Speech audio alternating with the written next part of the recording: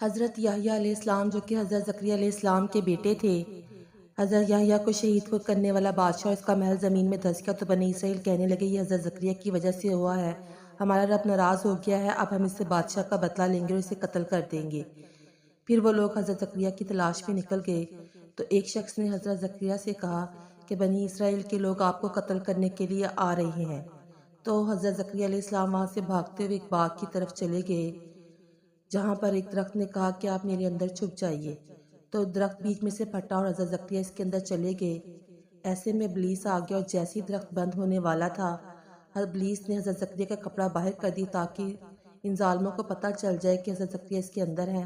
تو ان لوگوں نے اس درخت کو چلانا چاہا لیکن ابلیس نے کہا نہیں، اس درخت کو آری سے چیر دو، تو انہوں نے اس درخت کو آری سے چیر دیا۔ پھر حضرت زکریا کے 2 ٹکڑے ہو گئے۔ پھر فرشتوں نے آپ کو غسل دے کر نماز جنازہ ادا کی اور پھر دفنا دیا۔